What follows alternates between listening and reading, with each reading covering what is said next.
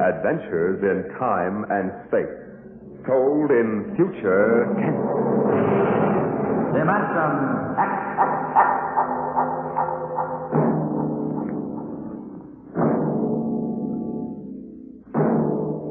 The National Broadcasting Company, in cooperation with Street and Smith, publishers of astounding science fiction, bring you Dimension X.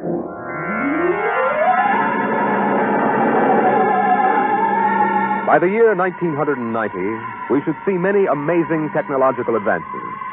And yet, in many ways, life will be very much the same. A husband will stop off at a bar on his way home and perhaps unburden himself a little to a friendly bartender.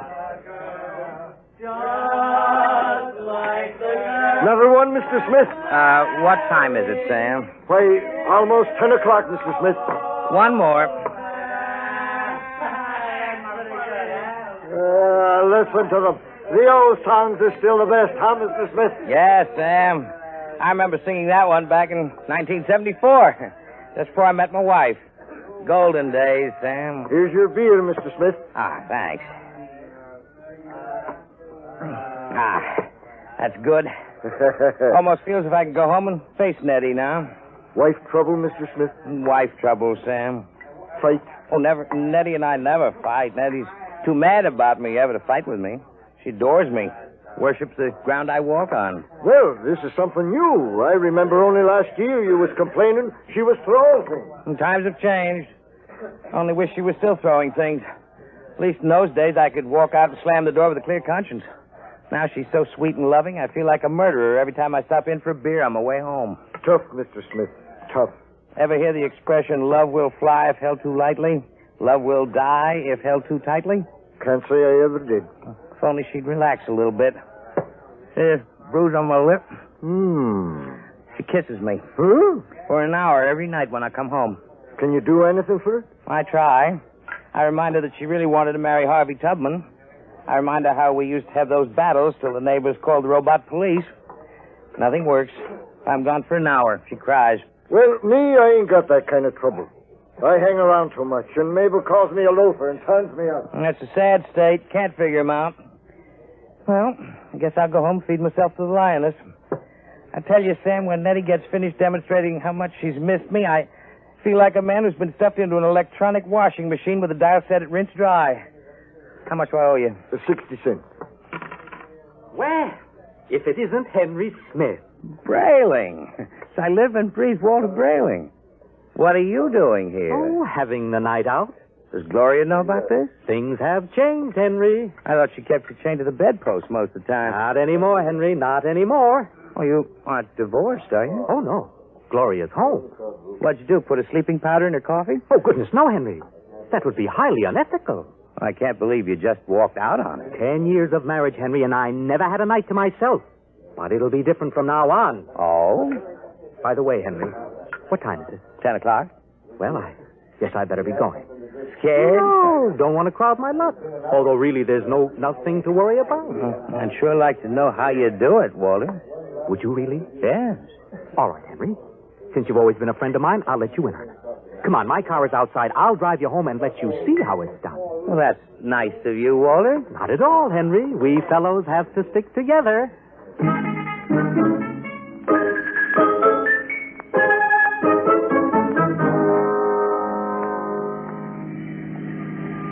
I don't suppose you know how Gloria and I came to be married in the first place, eh? No, I don't.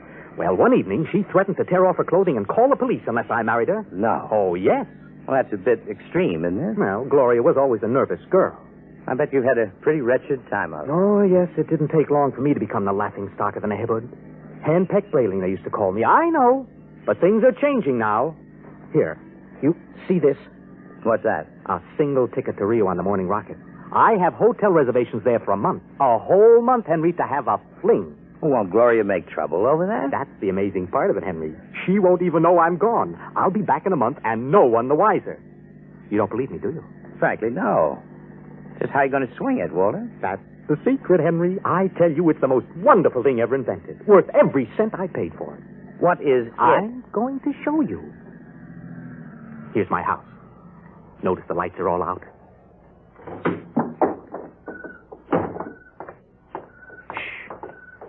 We'll wait up there on the front porch. Walter, you haven't gone off your rocker, have you? Now I meow twice. Meow! Meow! Now, Henry, watch the window in my bedroom. Well, it looks as if somebody... Hey, there's a man up there. He's looking out. Good. He sees me. He'll be down directly. Isn't it a bit embarrassing for you, Walter? Oh, not at all. You'll find out. Here he comes. Hello, B2. Oh, good evening, Mr. Brayling. Close the door. Either I'm going out of my mind or there are two of you. You never told me you had a twin brother. I don't. But if this fellow weren't in pajamas, I couldn't tell you apart. That's the secret, Henry. Everything go all right, B2? Oh, just fine, Mr. Brayling. I suppose my wife was in her usual good form this evening? As a matter of fact, we spent the evening playing gin. No screaming, no shouting accusations. Oh, no, sir. It was a very quiet evening. Well, this is even better than I thought. Well, Marrionettes Incorporated aims to satisfy, sir. Did he say Marrionettes Incorporated? That's right, Henry. Look him over. Isn't he excellently fashioned? You wouldn't dream he was a robot, a marionette, eh? Oh, I can't believe it. It's against the law, of course, to duplicate a human like this, but it's well worth the opportunity. Well, I still don't believe it. You can't tell him from a human. Only one way, Henry. Put your ear next to his chest. Listen. That's it. Machinery. Walter, old man, how long's this been going on? I've had him a month, Henry. I keep him in the cellar in my toolbox. Now, tonight I told Gloria I'd like to be excused for 5 minutes to run down to the cigar store. She agreed. I went down to the cellar, took out Brayling too, sent him back upstairs to sit with my wife until I got home. Miraculous. Of course, it doesn't seem quite ethical somehow. Oh, nonsense. It's highly ethical. I've been home all evening. I shall be home with her for the next month. In the meantime, another gentleman named Walter Brayling will be in Rio having the time of his life. Well, can he walk around without fuel for a month? Oh, he refuels himself, and he's built to do everything. Eat, drink, sleep. You'll take good care of my wife, won't you, B2? Oh, of course. Your wife is rather nice. I've grown quite fond of her. You see? Walter, old man, how long has this Marrionettes Incorporated outfit been in business? Secretly, for 2 years now. Why? Well, I wonder, is there a possibility that I might get in touch with them? You? But you love your Nettie. Well, I know, but even so, just a little respite, a night or two once a month. And she loves you dearly. So much she can't barely leave me for half an hour. You know that lately she's taken to calling me up at work 10 or 12 times a day to talk baby talk? Your Nettie? My Nettie. What do you say, old man? A favor to an old buddy? Fellow lodge member?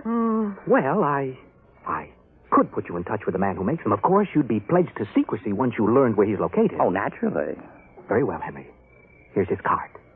Marrionettes Incorporated, W. Zig, proprietor and owner. New humanoid plastic 1990 model, guaranteed against wear. Our motto, no strings attached. Address the Jumble Shop, 43 South Wesley Drive. And Mr. Zig will take good care of you, Henry. He's a charming fellow, a real craftsman. Wonderful. I'll see him first thing tomorrow.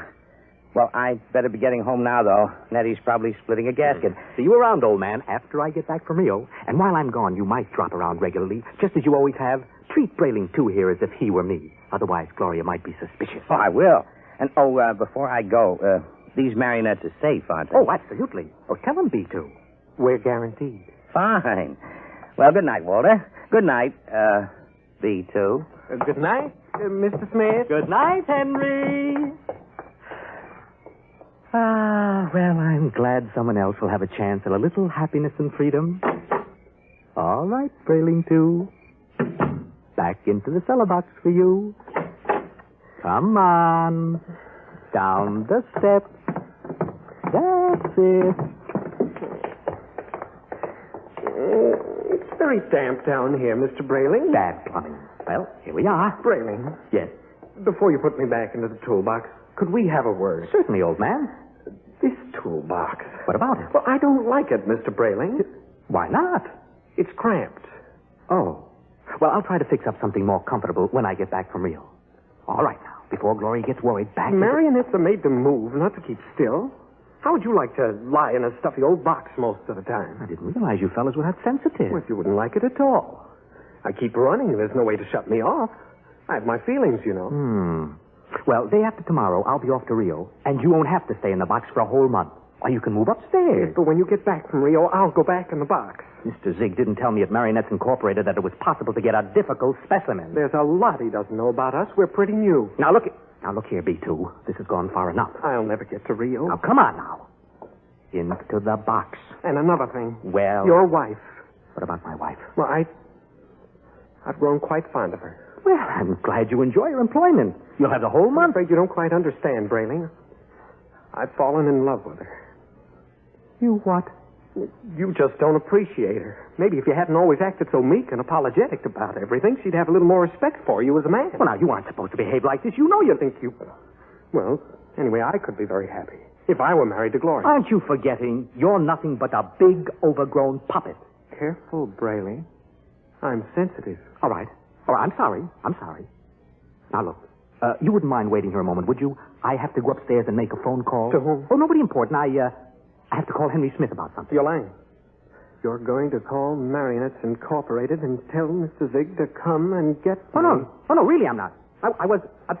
B2, stay away. Stand where you are, Brayling. Now, B2, take your hand off my arm. No, Brayling. What are you going to do? Nothing much. I'm just going to put you in the toolbox, lock it, and lose the key. What? And then I'll buy another ticket to Rio, and Gloria and I can have a wonderful vacation. You're insane. Am I? Now, wait a minute. Hold on, B2. Now, don't be rash. Let's talk this over. Goodbye, Brayling. B2, stop it. Don't. Let go. Help. Into the box, Brayling. Help. Stop. There.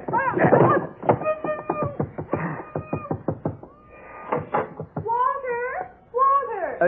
Yes, Gloria? What in the world are you doing down there at this time of night? Oh, nothing, lover. The pipes were knocking. I'm just making sure the boiler hasn't exploded. You go back to bed. I'll be up soon. Well, hurry, won't you? We had such a nice evening. I'm lonesome for you. Oh, you won't ever be lonesome again, darling. Never again.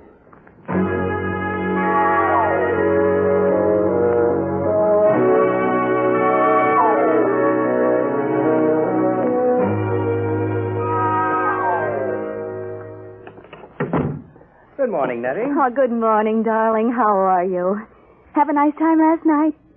I missed you so. Breakfast ready? Aren't you going to kiss me good morning? Oh, yes, I suppose so. Oh, you're so wonderful, Henry. I guess I'm the luckiest person in the world. Oh. Here's your coffee.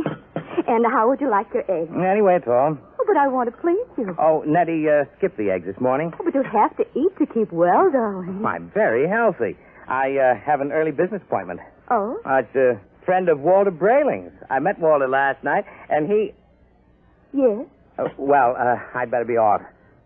Now, Nettie, don't look as if I were on my way to Rio or something. I'm only going to work. It's just that I miss you so. I want to be with you all the time. Do I have to go through this every morning? I'll be back at supper. There's no need to cry now, is there? No, darling. You aren't displeased with me, are you?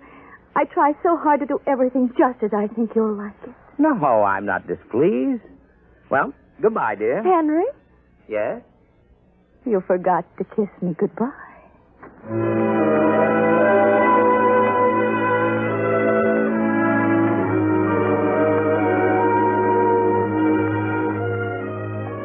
No strings attached, no strings attached. A very nice puppet with no strings attached.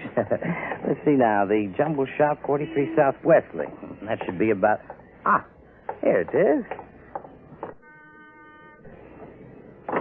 Yes? Mr. Zig? Yes? Walter Brayling recommended me. Enter. Your name? Henry Smith, 55 Evergreen Place. And what can we do for you, Mr. Smith? Well, Brayling showed me his marionette last night. I see. I was intrigued with the idea. Not that my wife is anything like that female meat grinder that he's married to, you understand, but, I'm a man who enjoys an occasional evening with the boys, without complications. Naturally. So I thought... That I could duplicate you. Exactly. I think it might be arranged. You understand the need for secrecy, of course. Although an act is pending in Congress to legalize Marrionettes Incorporated, it is still a felony to use one of my creations. Well, I understand. And there is the matter of the payment. How much? $9,000. $9,000? Well, I have an inferior model at $7,500. No, if I go through with this, nothing's too good for Nettie. Nettie's my wife. We've been putting money aside to buy a summer house in Westport. Sometimes we must choose. Yes. Perhaps I could just slip out 9,000. It's a joint account. How soon can I have it? I could construct the mannequin in about 2 months' time. Good. Shall I consider the order placed? At once. Of course, you will have to report here for a body mold, color index of your hair, lips, skin, etc. And I'll have to do a complete electro-emotional calibration. You guarantee that these models are foolproof? As foolproof as I can make them, Mr. Smith, and I've had years of training. No chance of detection? None whatsoever. I've never had a complaint. Walter Brayling seems satisfied enough. I assure you, he's been taken care of in high style. There were some way to be sure. You have our guarantee. Very well, Mr. Zig. I'll get the money from the bank and send it to you. Fine. You'll be just as delighted with yours as Walter Brayling is with his.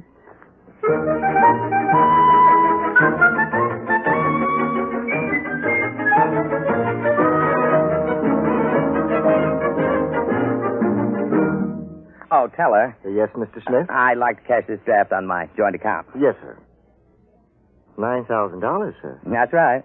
Well, I'm afraid that's impossible, Mr. Smith. Impossible. My wife and I have a good $15,000 in our account. You're mistaken, Mr. Smith. Oh, but I know. Here's your card, sir. You see, Mrs. Smith withdrew $10,000 recently. $10,000? Without even telling me? I remember it distinctly, Mr. Smith. She said it was for a surprise for you. Good Lord. She bought that house in Connecticut. My birthday's next week. Well, I'll have to borrow it somewhere. I've already contracted. Yes, sir. Quite a surprise for you, eh, Mr. Smith?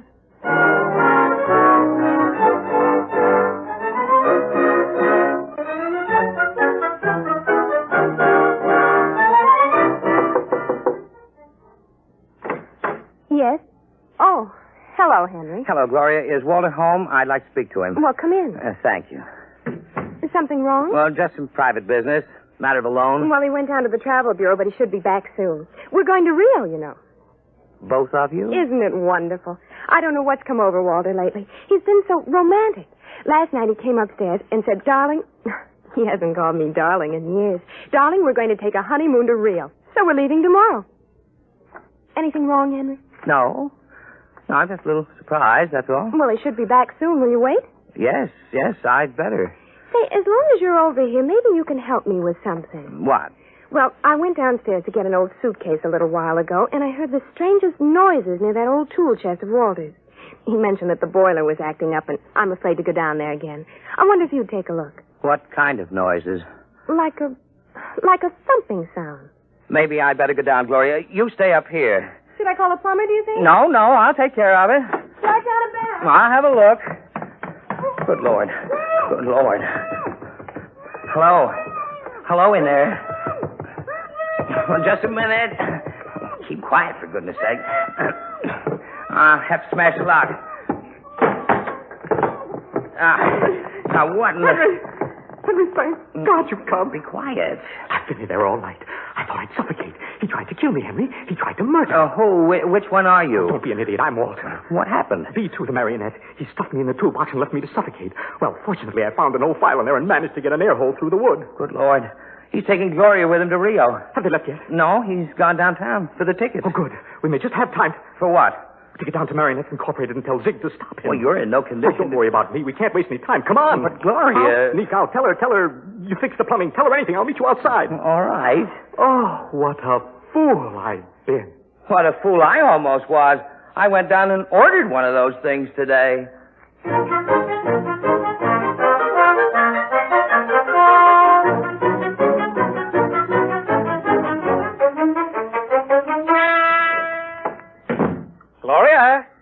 Gloria, love. Yes, darling. Did you get the tickets to Rio? Right here in my wallet. Honeymoon for two under the pampas smooth. Oh, Walter, it's so nice to have you like this. You like the change? I don't know what did it, but whatever it is, I'm in favor of it. I hope it's permanent. Oh, I intend to see that it is. Oh, by the way, darling, do you happen to remember where that old pistol of mine is? Pistol? Yes, I just thought since we're going to be traveling in strange countries, it wouldn't hurt to bring it along. Oh. Well, I think it's here in the sideboard. Yes, there. Oh, Walter, you know how frightened I am of those things. Oh, I'll be very careful of it. In fact, I think I'll go down the basement and practice. Not really shooting it, of course, just to make sure it's in good working order. Do be careful, darling. Oh, I will. If you should hear a shot, dear, don't be frightened. I may fire it into a block of wood just to test it. Perhaps I'll fire into that old tool chest of mine. Yeah, that should absorb it. Oh, speaking of that tool chest, Yes, what about it? it reminds me that Henry Smith was here. Oh? Yeah, I heard some noises downstairs, dear, and he went down to fix the plumbing. Is he still down there? No, he left. I really don't understand it.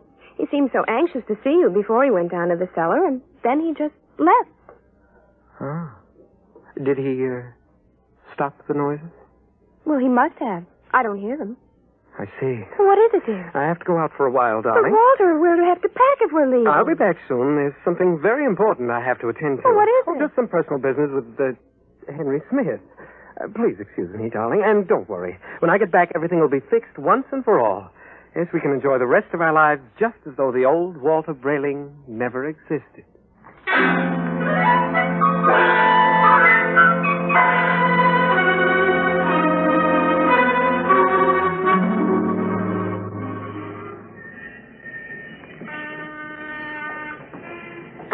Ah, Mr. Brayling and Mr. Smith. Yes, Mr. Zig. Come in, gentlemen. We certainly will come in. What brings you? A good deal, Mr. Zig. Yes, indeed, a good deal. If I might know exactly, you seem so upset. Tell him, Henry. You told me your marionettes were foolproof, Mr. Zig. They are. My personal guarantee goes with each one We of know them. all about your personal guarantee. Except that Mr. Brayling's dummy knocked him out, stuffed him in a toolbox to suffocate, and is making plans to run away with his wife. Oh, dear. Well, Mr. Zig. Oh, I really don't know what to say, gentlemen. You see, I work alone. I make these marionettes myself so that I can see to it personally that there are no errors. However, even the finest craftsman can make a mistake once in a while. What Mr. Brayling and I would like to know, Mr. Zig, is exactly what are you planning to do to stop this over-ambitious robot? Well, of course, we shall have to recover B2 first, and then I will simply dismantle him. He doesn't seem to want to be dismantled, Mr. Zig. In fact, I think you'll have trouble catching him. Maybe I can save you the trouble, gentlemen. B2. Look out. He has a gun. I thought I'd find you here when I discovered the tool chest empty. Now, look, B2, whatever you're planning to do, you won't get away with it. I think I will. Mr. Zig, can't you do something? I'm afraid I can't think of anything. I'll save you the trouble, because I'm going to kill the three of you. Oh, you won't get away with it. No? You forget that Gloria and I will be on a plane to Rio in a few hours. All right, Mr. Zig. You first. Oh, now see here. This isn't fair. I created you. You can't do... Grab him. I got him. Quick. Quick, that hammer.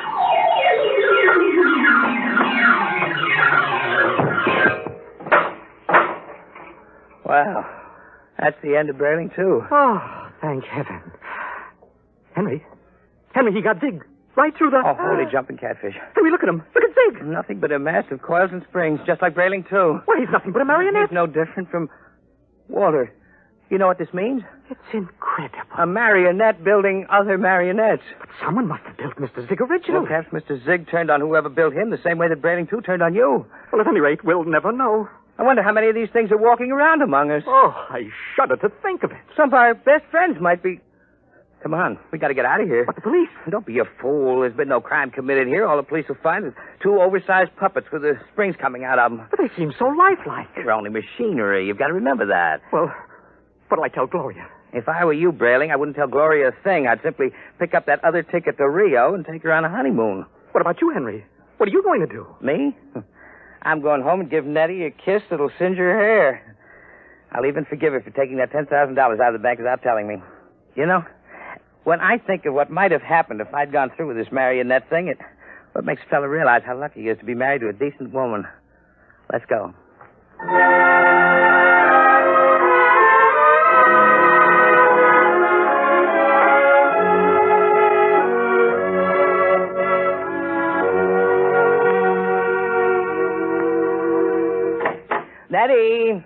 Nettie! Where are you, sweetheart? In here, darling. I've missed you today. Come here. Oh, Henry. Oh, you look tired, darling. Can I do something for you? Just tell me. I'm yours to command. Ah, a man's a fool to jeopardize a nice home and a loving wife like you. You do love me, don't you, Nettie? You know I do. Here, let me get your slippers on. Ah, feels good to sit back on the sofa and relax. You don't know what a trying day I've had. I can see you're all upset. It isn't anything I've done, is it, dear? Well, in a way, something you've done is connected with it. What's that, darling? The money. Money? I know you want to surprise me with the house, darling, but really you shouldn't have taken that money out of the bank without consulting me. Henry, I don't even know what you're talking about. Now, Nettie. But I don't. Nettie. Oh, you're so upset, darling. If it's anything important, let's talk about it later. Meanwhile, why don't you just put your head on my shoulder and rest? I must admit that sounds enticing. Here, let me make you comfortable. There. Now you just close your eyes. That's it. Nettie. Yes, darling. You hear something? No, darling. You sure? Like what? Well, like the ticking of a clock. No. Well, strange, I don't hear it now, but when I had my ear against your chest... Oh, no. Oh, no. What are you talking about, No, I darling? won't believe it. You are my Nettie, aren't you? You're a real live flesh and blood. Oh, she couldn't have done that to me. Not Nettie. But I hear it. And it's coming from you. It's coming from you.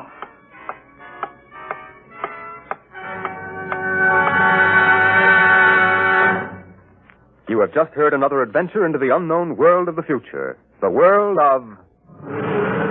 Dimension X.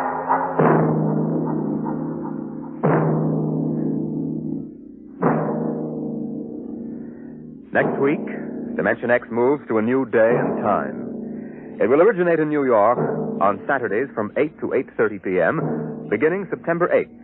Consult your local newspaper for the exact day and time in your locality. And don't miss Mary Leinster's story of deep space, First Contact.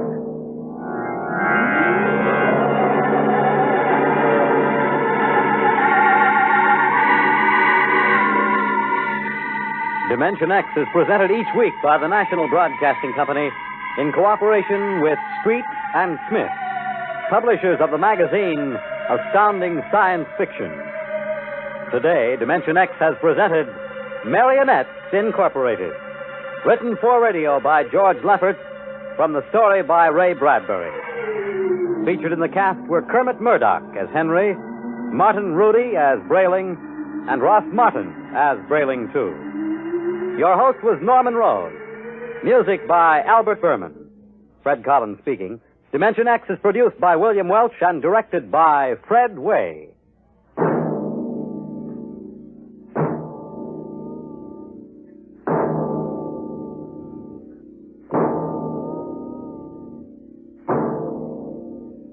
Dragnet, the story of your police force, is next on NBC.